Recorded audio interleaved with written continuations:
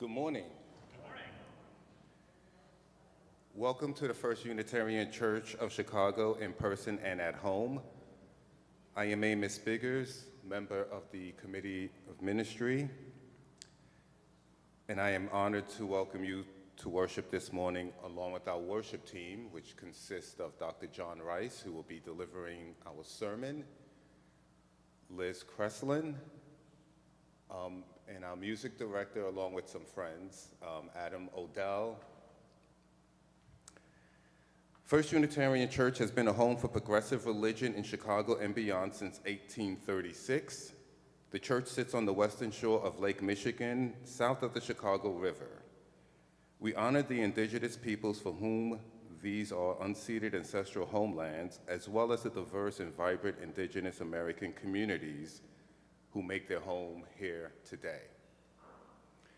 We are a Unitarian Universalist congregation, a community of children, youth, and adults, a people of many beliefs and traditions bound not by the specific list of things we believe, but the values we share and the mission to grow our souls and heal the world.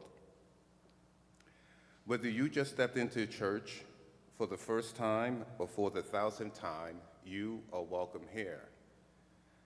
Whether you believe in God some of the time, all of the time, or none of the time, you are welcome here. No matter your race, or who you love, or how much money you do or don't have, you are welcome here. A couple of things to explain here for those who are not familiar. When we reach our point of joys and sorrows, it's a practice that we have here. During the offertory, there are cards that you can drop, that you can complete and drop into the offertory basket. They look like this. Please do it. Also, you can join us for fellowship hour after service up these stairs. That's on your left and over to the right there. Have a couple announcements here. I will deliver one. Adam will deliver the next. For our faithful defiance of authoritarianism, we will be meeting. You can join us at 1 o'clock today at Nichols Park. We will be there today and every Sunday thereafter. It's our way to show our opposition to authoritarianism. The Social Justice Council will sponsor weekly public gatherings to affirm our common pro-democratic values and counter the autocratic actions of elected officials and their appointees throughout our current government. Publicly opposing authoritarianism is in keeping with our support for the 7 principles. Martin Luther King's concept of the beloved community and the UUA 2025 action of immediate witness, faithful defiance of authoritarianism. So please join us this Sunday at 1 o'clock and subsequent Sundays thereafter. I'll invite Adam. Okay. So I have 2 announcements. The first of which is this coming Wednesday, our midweek activity is a singing circle. And so I've talked a little bit about this before. It is a goal of mine that I would really like to get this congregation to be more of a singing congregation and to understand that there's not so much of a barrier to entry of using your voice, even if it's not, singing in the choir or singing in the band, just coming and singing and learning together. So if that is something that you are interested in, even if you are timid about the idea of singing, but it is something that you've found it in your heart that it's something that you want to do, that is this coming Wednesday. And typically speaking, our singing circles have been sort of in the Unitarian tradition of just a simple time of community and spiritual infusion for our week, month ahead.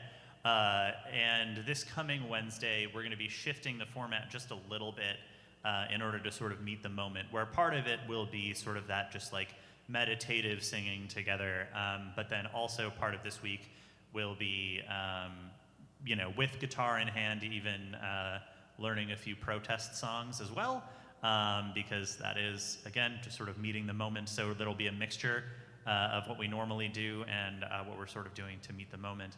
And then this announcement is not mutually exclusive to that. You can always attend the singing circle regardless, or you can attend this, and you don't necessarily have to attend both, but some of the protest songs that I'll be teaching this Wednesday, I am also planning to use in some recurring coordinated protests at the Broadview Ice Processing Center.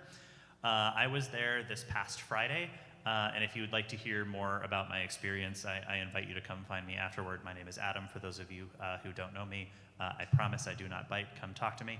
I was there on Friday, and it is so apparent to me that we need to meet this moment because just being there, they have, this fence that is breaking fire code, and they are trying to corral us into,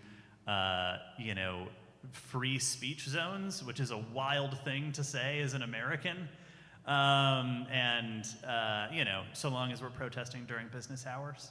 And just being there and seeing just sort of the flagrant, just sort of miscarriage of justice and the, flagrant ignoring of laws by federal agents. It is a moment that I feel compelled to meet, and if that is something that you would like to join me in, I am planning on attending at least one of two, Friday, Saturday mornings every week. And so if that is something that you are interested in, please come find me afterwards. If you are attending via Zoom, you can email me at music@firstuchicago.org, and I will just keep you in the loop about when I go and where we're meeting. I would love to have some folks along with me for a coordinated effort. Thank you so much. Thanks, Adam. Please join me in reading our covenant as we light our chalice. Love is the spirit of this church, and service is law. This is our great covenant, to dwell together in peace, to seek the truth in love, and to help one another.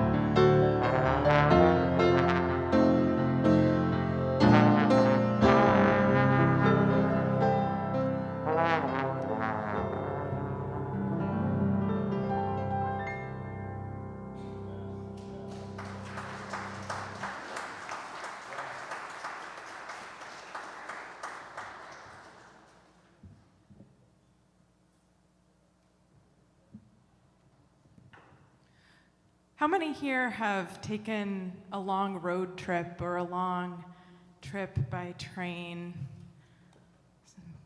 I imagine plenty of us have done that before. One so long. Who's taken a trip so long by land that you begin to see the landscape change, and the architecture change, and the accents change, and maybe the people and the clothes and the food and the stores change before your eyes as the land rolls by? I like to travel on land when I can. Traveling by plane might be quicker, but what you gain in time, you lose in context. I remember one of my first experiences of really noticing that. What came for me, this was in college, I took a Amtrak train from here, Chicago, down to New Orleans. And now I had been to New Orleans before, and I had been to some different places along that route before, but as the landscape rolled past my Amtrak window and we slowed at each stop, I remember being struck by the sense of simultaneously continuity and change. Each view was clearly of a piece with what I had just been seeing before it. Yet as we progressed south past Carbondale, past all those little downstate railway towns into Kentucky, into Tennessee, I could sense myself still in the region I came from, and yet I could observe an increasing amount of hints of the architecture and the culture I knew we would be seeing when we got to New Orleans. I had a much similar experience the first time that I traveled to Mexico. I was struck by, yes, I was a stranger and so much was new and I had so much to learn. I would still have a lot to learn if I went back to Mexico. But alongside all of the new culture and language and plants and animals and landscapes and sights, everything that was new to me, I was struck by the sense of continuity with previous experiences I'd had, things I'd seen and smelled and tasted in California, San Antonio, even here in Chicago. And I was struck by the knowledge that a whole bunch of us have been living together on this continent for a long time. That might seem like an obvious insight, but we spend so much time thinking kind of narrowly about the places where we're living, where we're visiting, our local areas, maybe thinking abstractly about states, regions, different places in the world, categories.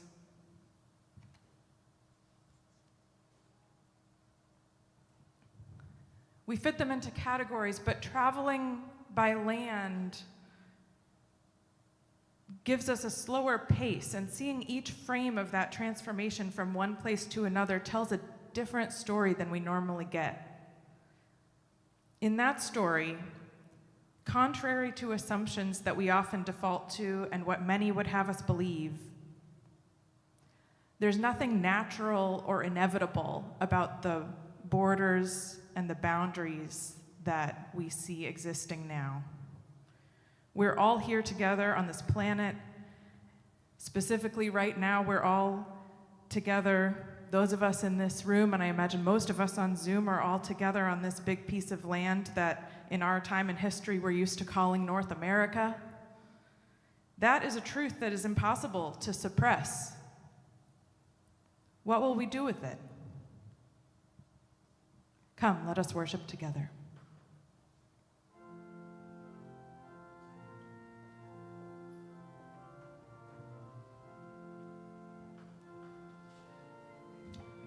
Our opening hymn is on page 360. Here we have gathered in your gray hymnals. Please rise in body or in spirit as you can.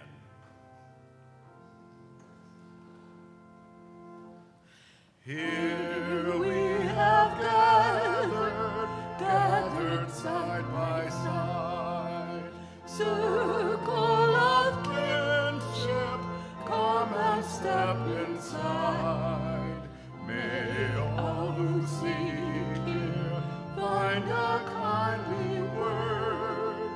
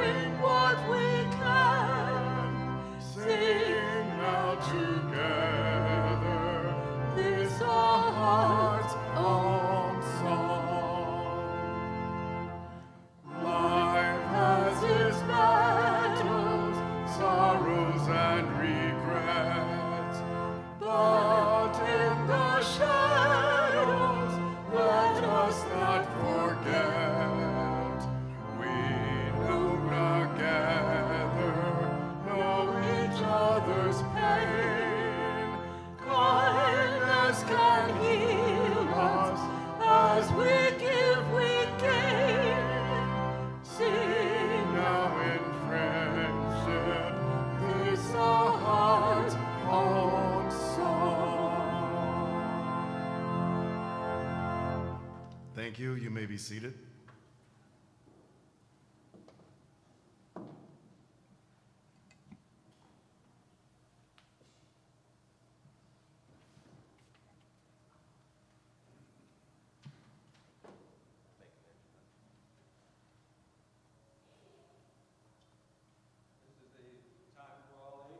Oh, in microphone, John.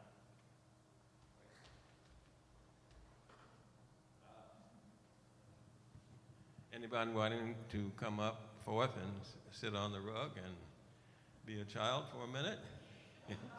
You're welcome.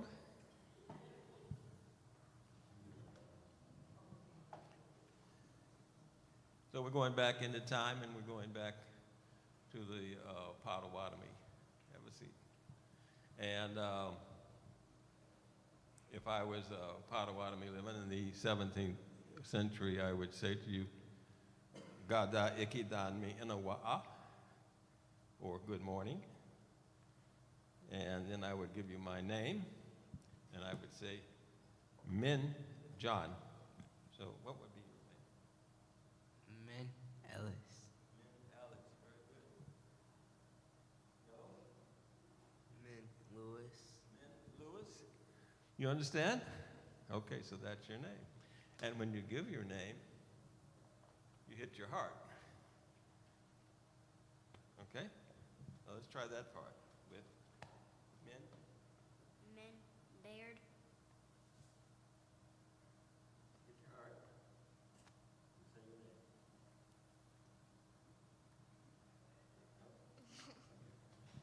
Well, this is a new experience, and we always encourage people with new experiences.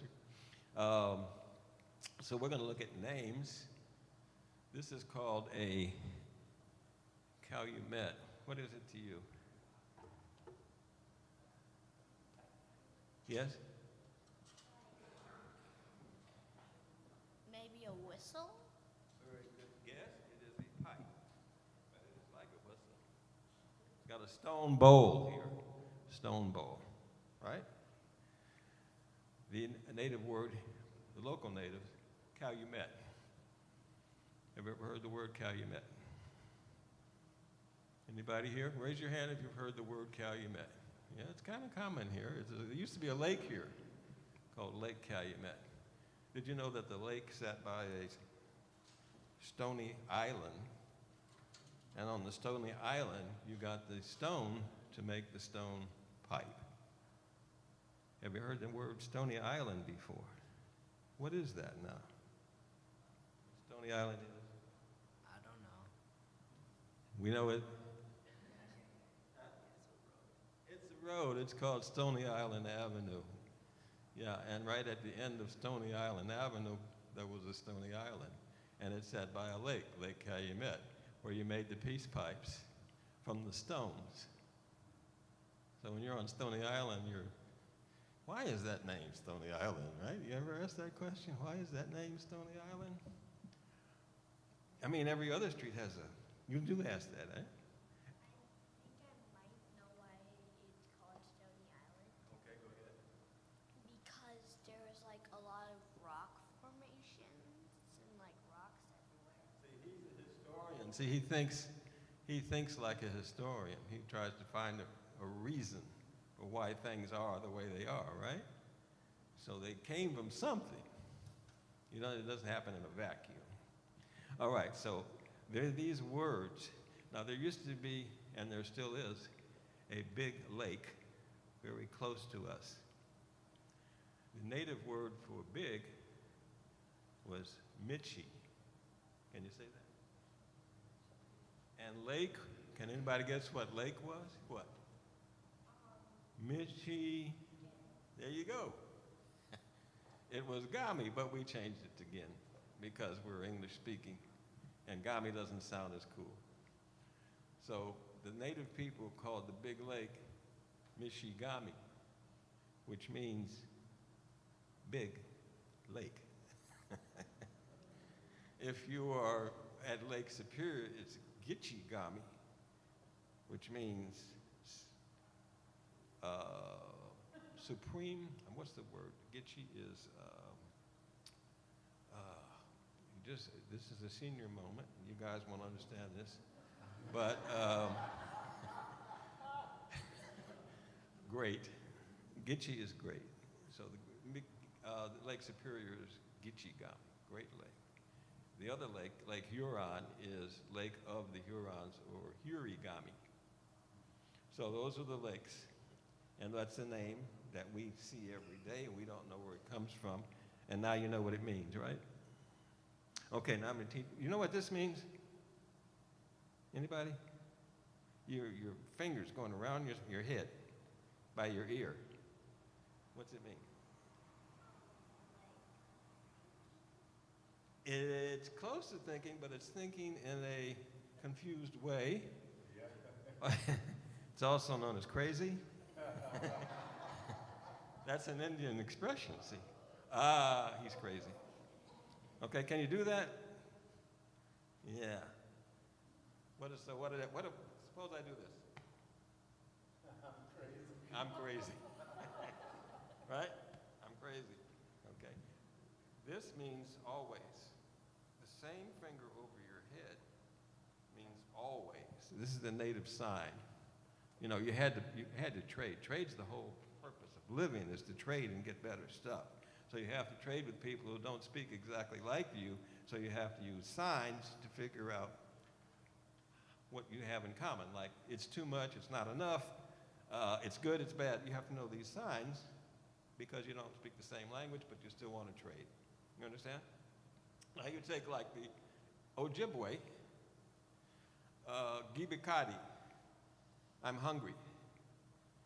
In Potawatomi, Gibikadi means I'm skinny. Almost the same, right? But not quite, right? You understand? That's where you put the signs in, so you can be sure that you have the same. So what is this again? You guys tell me. Always. And this is? Okay, and this is me. Hold that for me. And this is love. So if you put your hands over your, both fists over your chest, that's love. That's love. Notice that me is not as strong as love. So when I love, I'm twice as strong as when I'm just me. You understand? Okay. So, let's see, give you another word. One last word. If you took your thumb and put it behind your head and pull it forward and touch the other thumb, you're going from back behind to the front. You're bringing something from the back of your brain to the front where you can see it. And the word is remember. Kind of literal, right? That's what your brain is doing. Remember. So, all right, pay attention now. What am I saying? See if you can say it.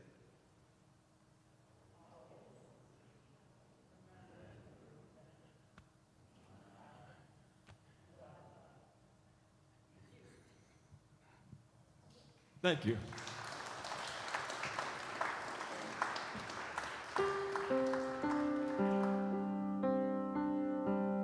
With that, we'll sing our children to their classes, and I invite you to warmly greet your neighbor.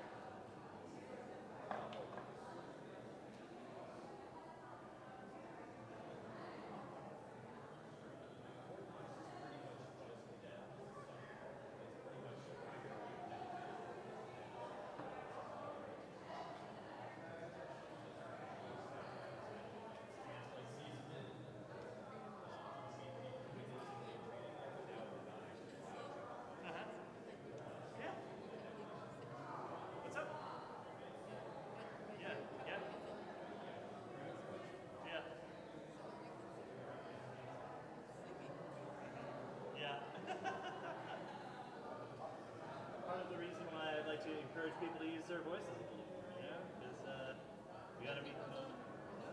Yeah. Uh-huh.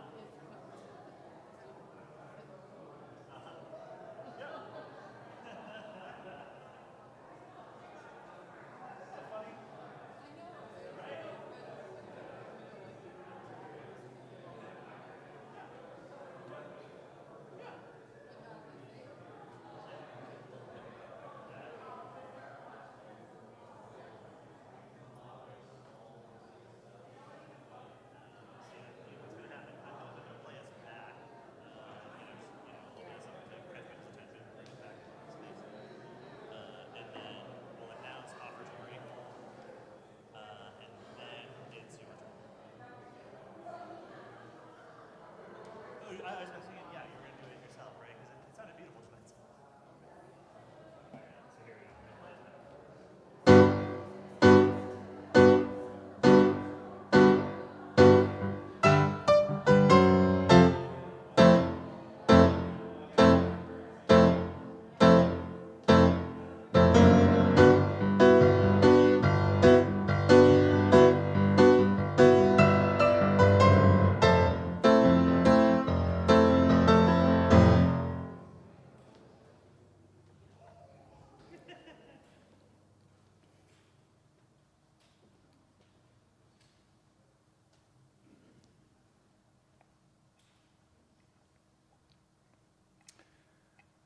We now take up our weekly offering.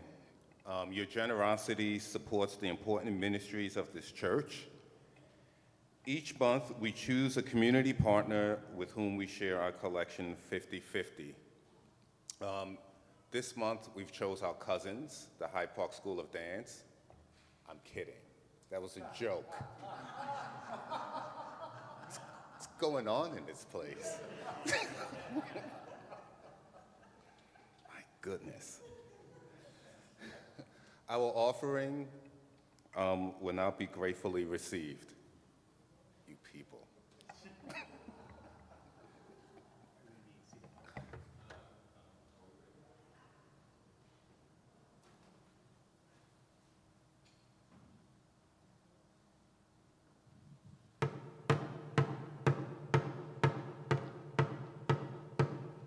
Ashaya Wiluia Aiha Wiluia We Ayo Aya We Ayo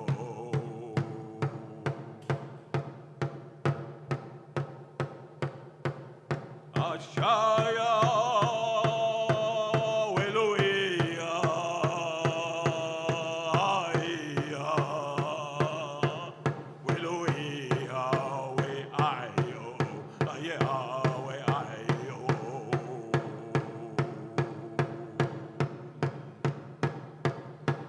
Ashaya Wiluia Aiha Wiluia We Ayo Aya We Ayo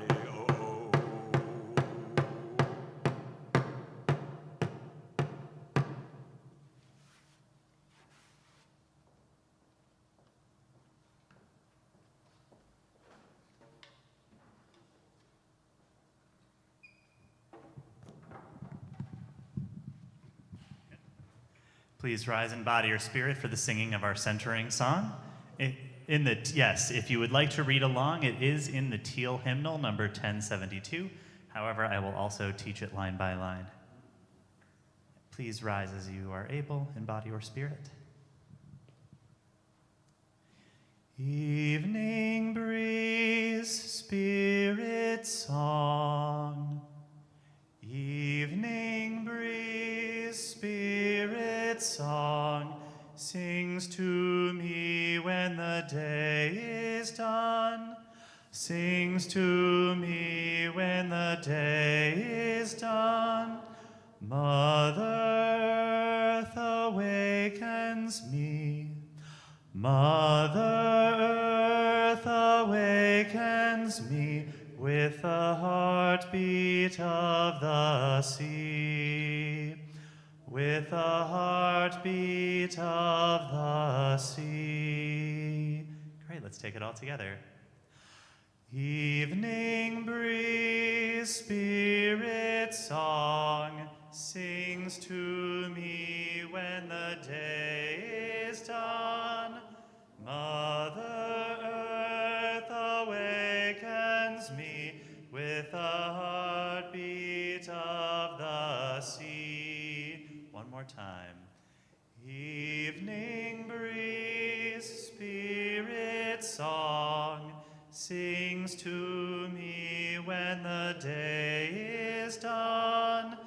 Mother Earth awakens me with the heartbeat of the sea. Thank you. You may be seated.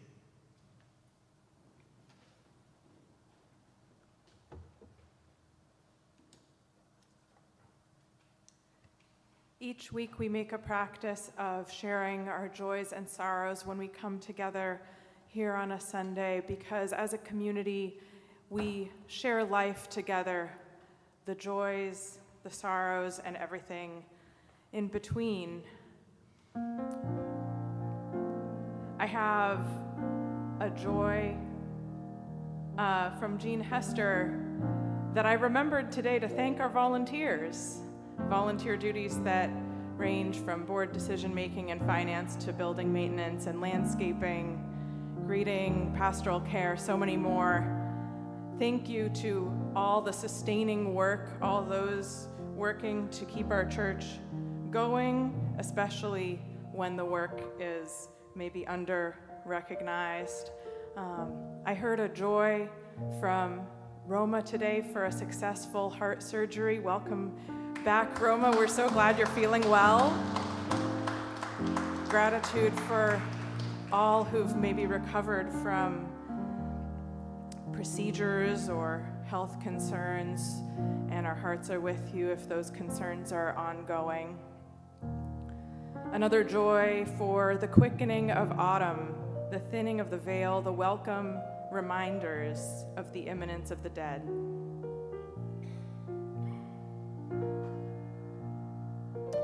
I have a sorrow from Barbara Jean about the war in Ukraine, saying not to forget.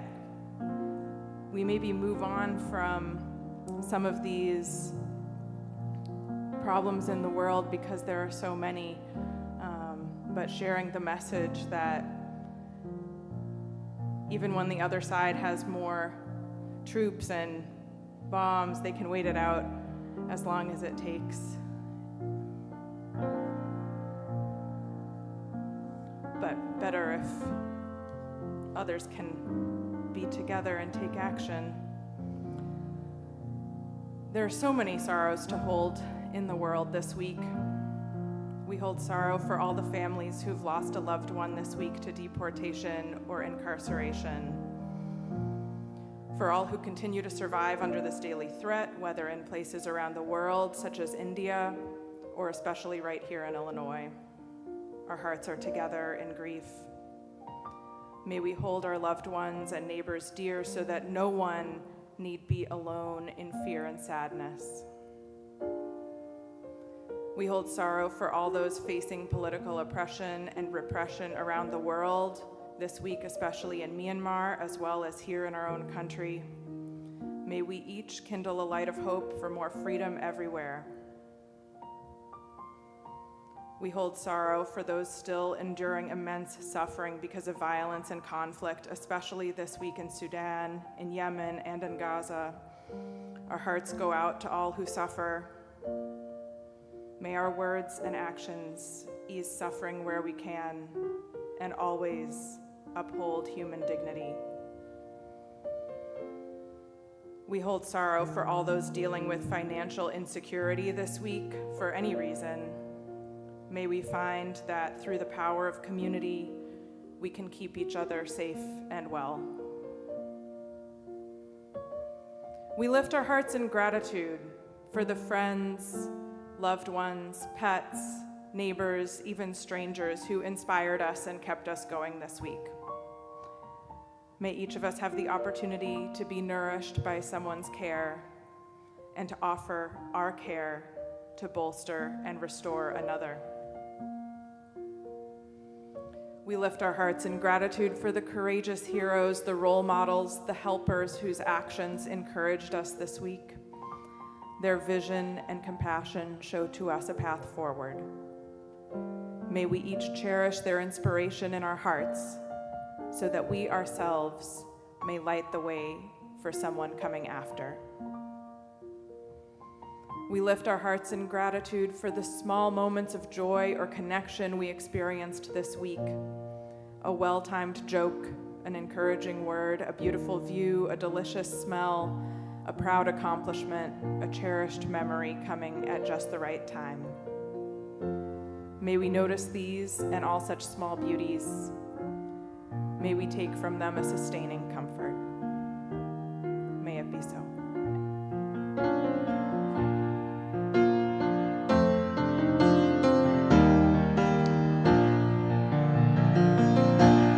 Comfort me, comfort me,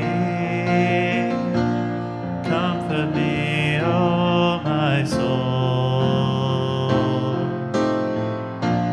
Comfort me, comfort me,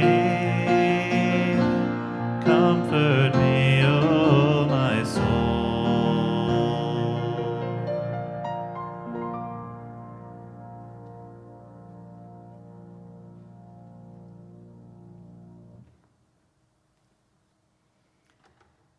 A meditation with words from a colleague in worship and in religious education, Alessandra Nisether Santos.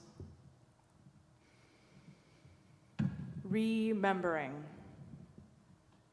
We make ourselves one body, something larger than we were before. With all that feels alive in me and all that feels alive in you, we are interconnected. We are one entity, having all these divergent, disparate, seemingly contentious experiences, but still part of this one body. Here we are, conspiring together. Here we are, breathing together.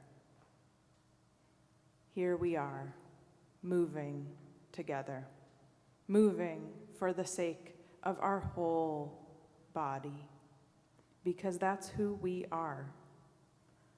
This is a reunion. We're remembering. Remembering.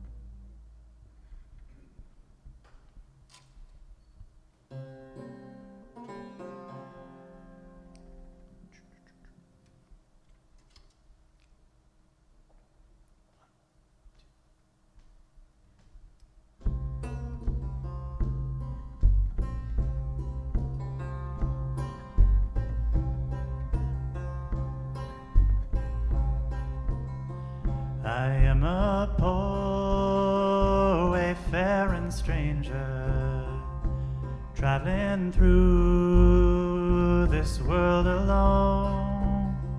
There is no sickness, toil, or danger in that fair land to which I go. I'm going home to see my mother. I'm going home, no more to roam. I'm just going over Jordan. I'm just going over home.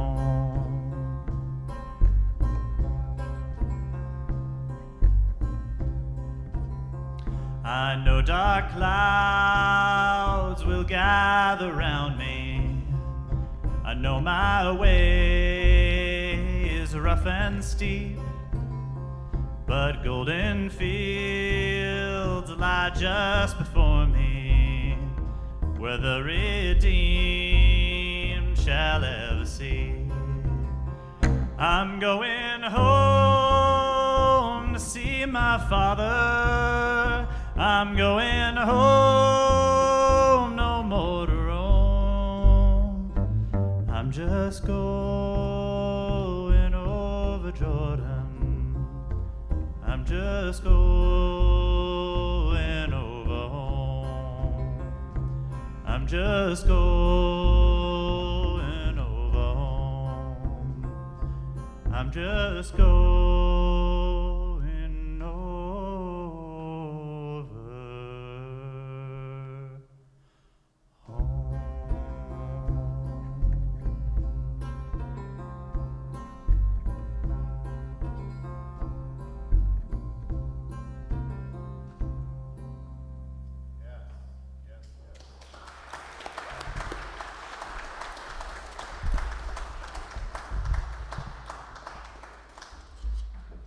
So many young people on the res come in to the city and go back home. And the reason you go home is because your mother is there. So the song reminds us we go back maybe to the res, maybe it's Mississippi.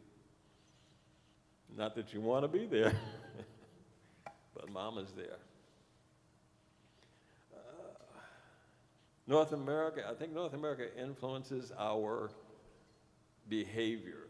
Just because we live on this continent, I think makes us peculiar. Certainly, if we look at the Algonquin-speaking people who were here 200 years ago, evicted in 1834 from the Chicago area, which actually is a mispronunciation of the native word, which is Zhigagon, Zhikagong.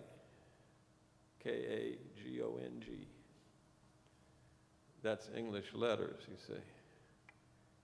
But the natives didn't use English letters. So we approximate. Chicago sounds something like it. It's not the actual word. You know, history is just. And what does Chicago mean? Chicago means place of the wild garlic. I've heard people say, or place of the wild onion. Well, which is it, garlic or onion? Who knows? It was a Frenchman doing trade with native people. He goes up and asks him, what does Zhigagon mean?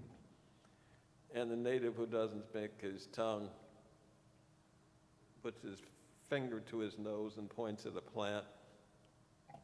Oh, it means garlic. Well, I don't know that it means garlic. Maybe it means skunk. Maybe it just means smelly. Who knows? You'll never know. That's the vagary of history. You're not going to know. You think you know the truth, but actually you know a semblance of the truth. The truth is awfully messy. So when we talk about the Anishinaabe, are Algonquin-speaking people. There are 3 tribes of the Anishinaabe, and they settled, the center of their life was Michilimackinac. You know where that is? Up around where the 3 Great Lakes meet.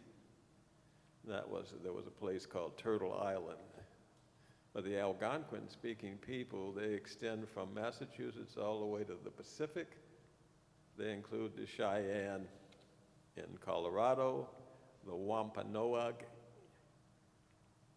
Whenever you see Wa in a name, it means morning, because when you see the sun come up, you can say, "Wah." Wampanoag. People of the sunrise. We used to live over there where the sunrise is. Now we moved, and now we're in what the French call Peyote. Freedom was a gift they gave one another. You're free to be whoever you want to be. No leaders, ogimag, people skilled in the art of persuasion. They could persuade you to do something, but they couldn't tell you to do it. That's the Algonquin, the Anishinaabe, and the Potawatomi way. I talk about the Anishinaabe. That's 3 tribes, the keepers of the fire, the Potawatomi, the keepers of business, Ojibwe, keepers of history, Adawa.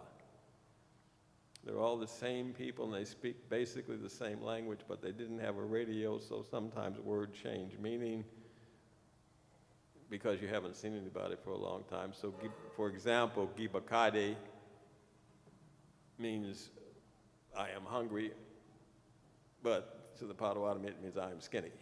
Well, they are related, but then they're not the same. And they do speak the same tongue, and they have the same philosophy. Women are more spiritual than men by nature. And how do Native people know that? Because women give birth, and there is the spirit inside of a woman. A man has to go fast and pray to find it. But when you come back from your fasting and praying, you tell the elders of the church what you want to be, the elders of the village, what you want to be, and they will help you be that. Now, if you're a woman who wants to be a man, that's okay, go ahead and do it. Do what you want to do. Be an ogimag if you want, be a warrior if you want, be a farmer. It's generally believed women are better farmers because the spirit of life. They grow things better. Men are protectors by nature, and so they are the hunters and the people who would protect the tribe, which means that they would, the idea being it's easier for a man to kill a creature. By the way, if you kill a creature, it's for his fur, not to eat. You can eat fish, but you don't want to eat a predator, you get sick. So if you kill a wolf, bear, skunk, badger, they eat meat. They're not healthy for us to eat, so you don't eat those. But you use them because it's cold. It's a hard life. People say it was a hard life. It's a hard life. People say it was an easy life before the white man came. No, it wasn't. It was a very hard life. It was very hard on your body. But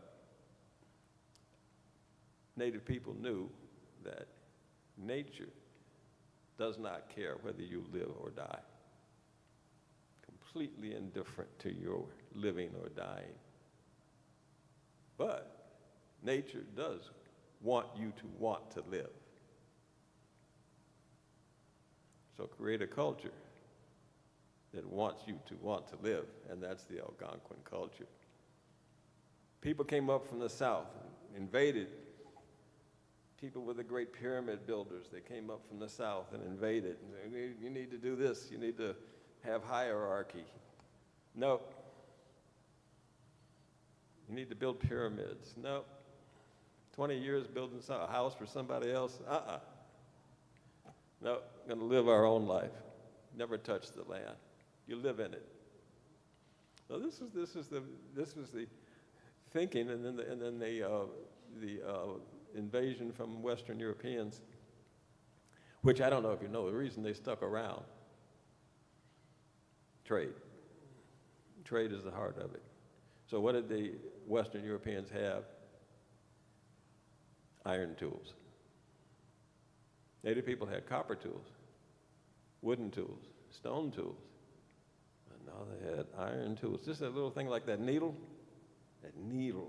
iron needle with a thimble. Means you can make your clothes better, means you can add beads to your clothing, means you can do, your life is starting to enrich. The Western Europeans brought also illnesses, smallpox, that decimated the tribes. And of course there was warfare, not to mention prejudices and tragedy. But there was always that trade. And if you study the history of the Algonquin people, it was all about the fur trade, which they controlled for 300 years. You want the furs, you got to come through us. These are the terms. And it was a time in the 18th century when Native people were so stubborn and so against the English-speaking people that they said, well, we'll send smallpox among the people. Commit genocide. People captured the native people captured, they had captives. They kept the captives. They said, if you want them back, you won't do that again. And we'll stop trading with you, and we'll trade only with the French. See, that was pretty smart, right? And it sounds familiar too, doesn't it? So this was the situation when Chicago started to be Chicago. Native people here, understanding that it's not actually a good place for them, but they stop here for fishing can be good. It's a big swamp with a lazy river running through it, you know, but the Yankee entrepreneur that comes through sees that lazy river, if you add a canal, it can attach it to the Illinois, which attached to the Mississippi, which goes all the way down to New Orleans. Now you have a land-based means of trade from New York City because of the Erie Canal to the Great Lakes, and then come another canal from the Great Lakes all the way to New Orleans. Wow, we're going to make some money here. And the stock market is involved in that, and the land is a commodity on the stock market. Well, if it's a commodity, then land speculation would really work good here because it's such an ideal place. We add a canal, and then there all of a sudden the invention of the railroad. Oh my God, here we go. The native people are in the way if you see them as the Indians. You could look at them another way.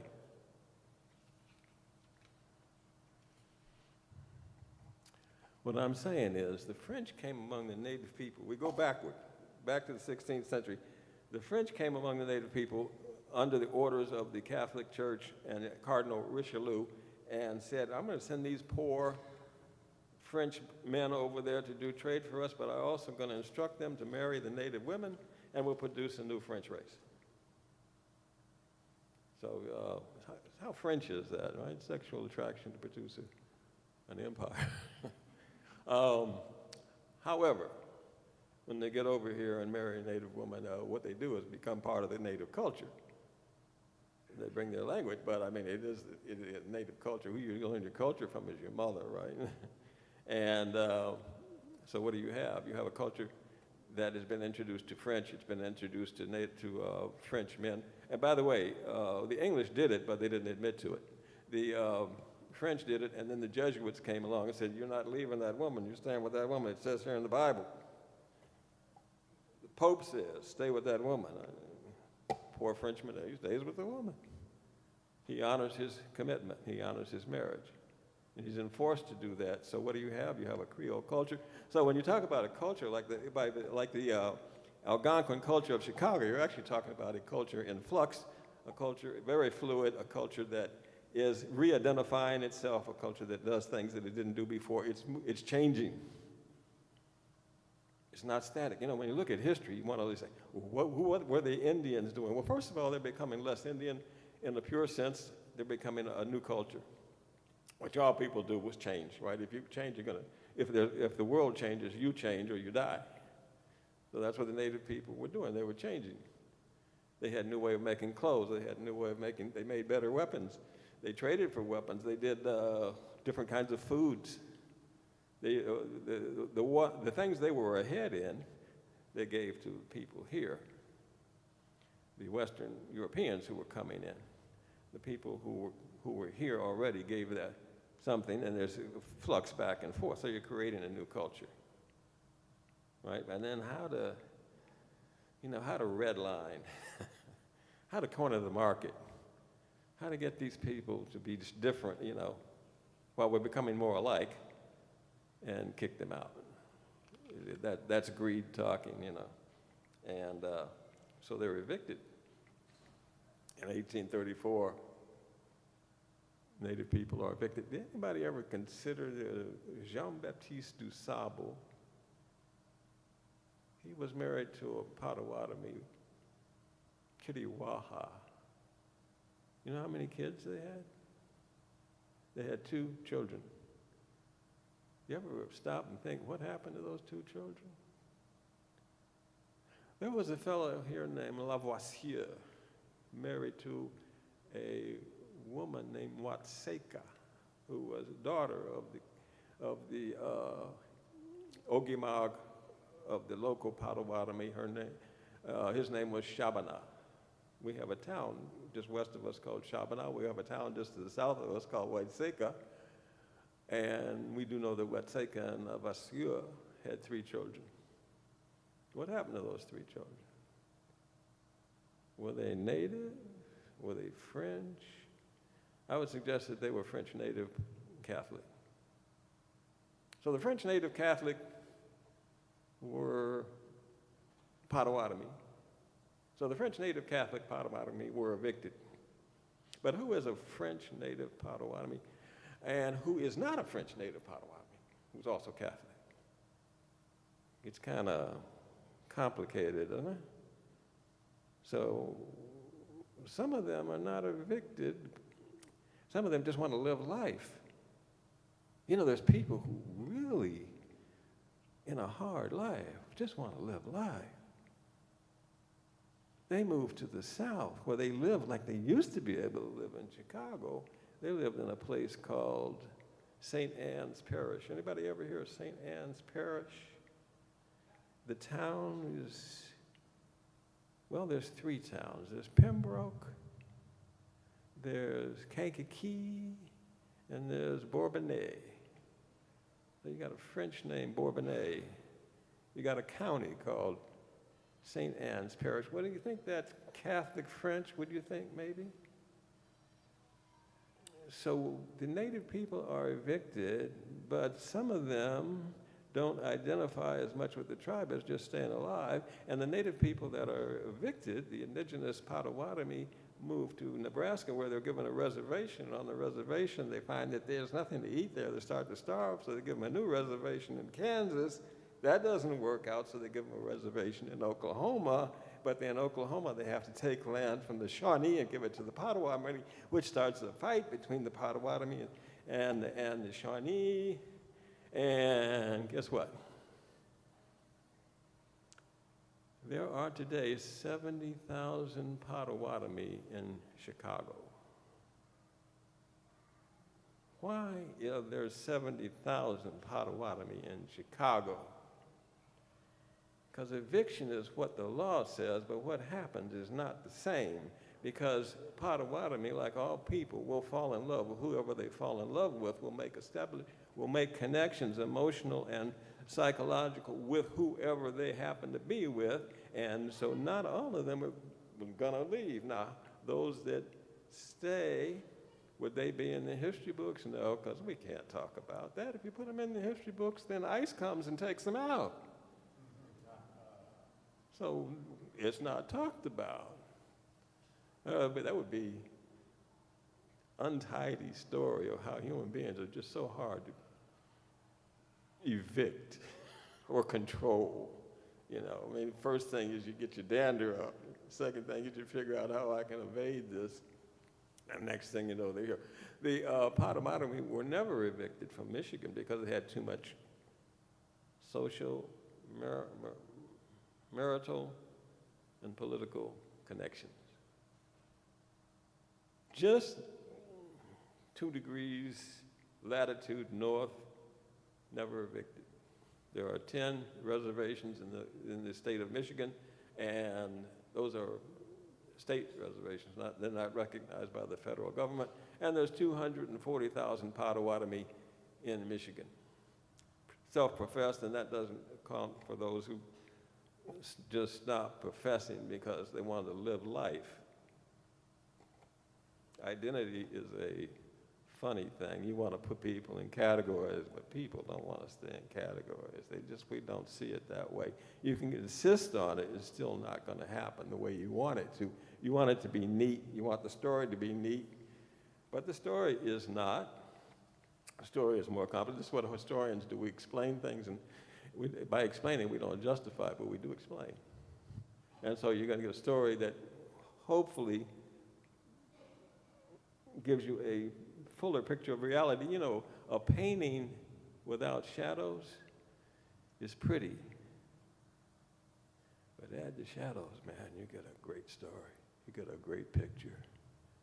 You understand? You have to put the shadows into the story to get the full story, and the full story is tragic and pretty and ugly, and it's all that life is, and it is about you. And who are you? I remember my sergeant in the Marine Corps, he took me aside. I had all my hair shaved off. You know, they didn't know if I was black or not. Who are you, Rice? I said, I'm American, sir. Yeah, he said, but who are you really? I'm really an American. You know, I made the mistake of telling him that I was black, but that was a mistake because he made my life a living hell. I was in OCS, Officer Candidate School, and he didn't want me, clearly he didn't want me. Once he found out I was black, he didn't want me to be an officer. But happy ending to that story was that the platoon, my platoon, got his butt kicked out for what he did. So they backed me up, saying you can't treat Rice like that. Ends up a pretty good story. But I would still say that, well, you know, my grandma had a used to say, my grandma looked native. In fact, the whole thing about me and being native was my Choctaw grandfather, who went before the county board in Mississippi. His father was a white man. His mother was half Choctaw and black.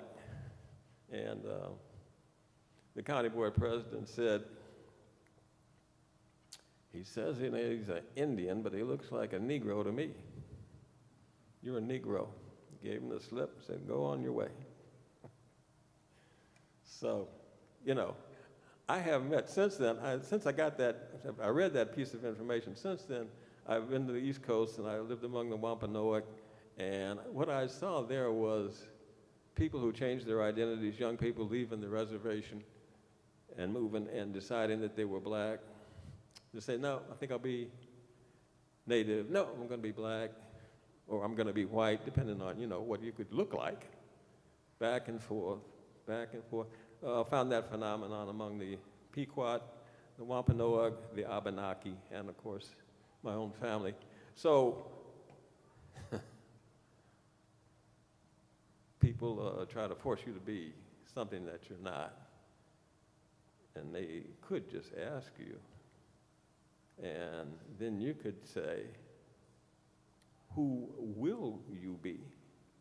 Instead of who are you, which would be more pertinent. Who will you be? And then if you're a friend, you say, and I will help you get there. Thank you.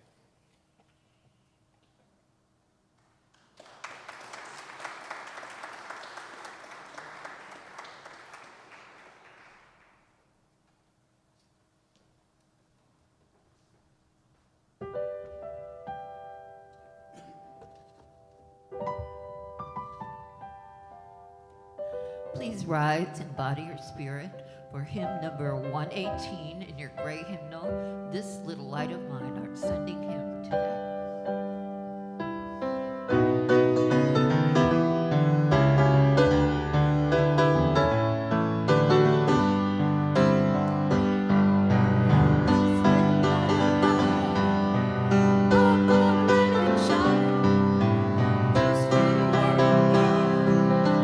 I'm gonna let it shine.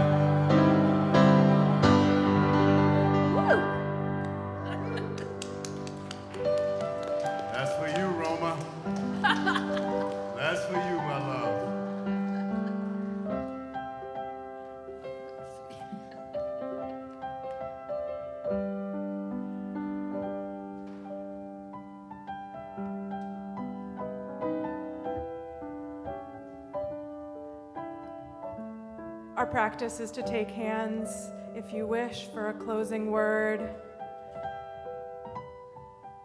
Let you hold your people close this week. Let your lights shine, whoever you are this week and whoever you will be, and may we get there together. Go in peace, shine your lights. Join us for coffee hour.